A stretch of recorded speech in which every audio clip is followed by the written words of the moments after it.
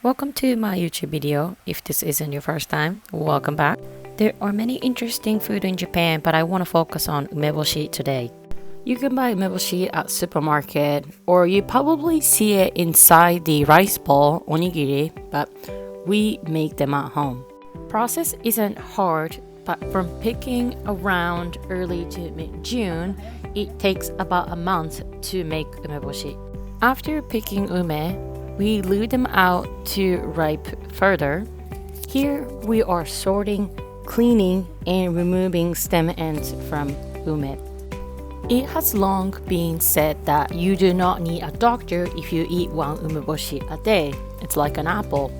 The effects of citric acid on plums are said to be good for restoring energy, preventing heat stroke, and keeping obesity at bay. However, it is also recommended not to take too many as umeboshi is quite salty. Everything in moderation. Umeboshi is a century-old superfood, and since you can store umeboshi at room temperature, it is considered as emergency food as well. Once done sorting and cleaning, we will weigh ume to figure out the ratio for salt and alcohol that goes in. It is super important that any time during the process, water cannot be touched the ume or the equipment that is being used to make umeboshi. You can use sake or any alcohol to sterilize the equipment. Oh, by the way, fresh ume is so toxic that you should not eat.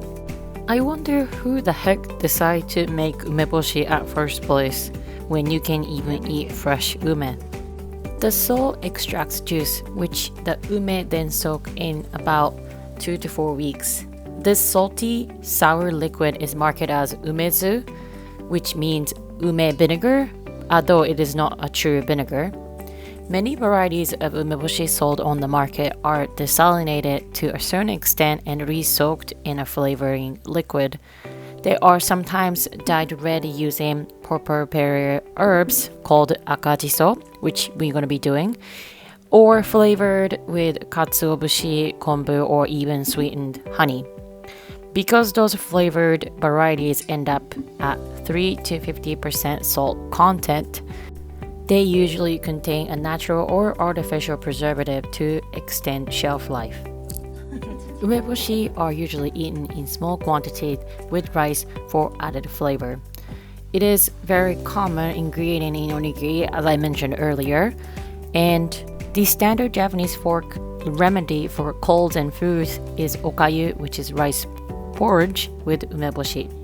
Another usage of umeboshi is in ume chasuke, a rice dish with poured in green tea topped with umeboshi. Umeboshi is used as a cooking accent to enhance flavor and presentation.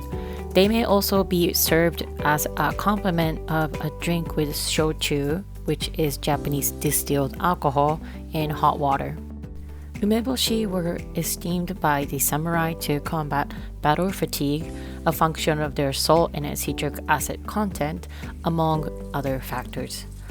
Salt, citric acid, and polyphenols also contribute to their antimicrobial activity, so they are a natural preservative for foods and help prevent food poisoning and their bacterial stomach problems.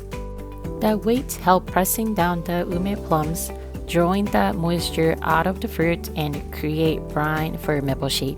This brine, ume plum vinegar, keeps the umeboshi from mold growth. As the number one enemy when it comes to umeboshi making is mold growth, since summer in Japan is very hot and humid. The weight has to be the right heaviness because when the weights are too heavy, they may squish the ume and tear the skin. Here is purple herbs called akajiso.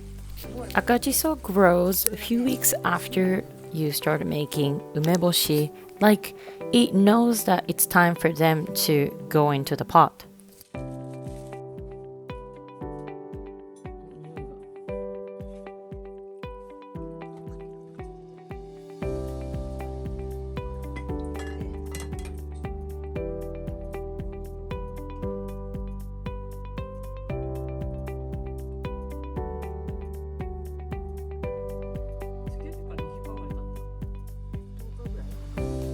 After adding akajiso, we put the weight and lid back on.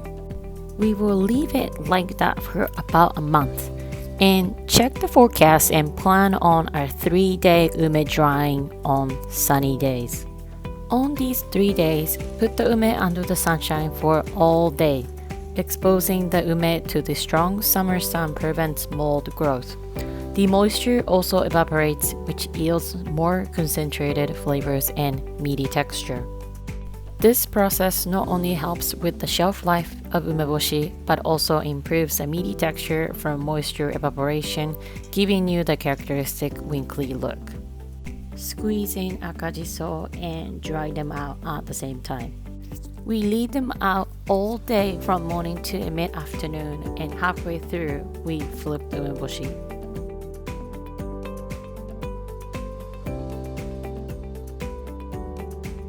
After 3 days of sun drying, we put back in the ume plum vinegar to preserve.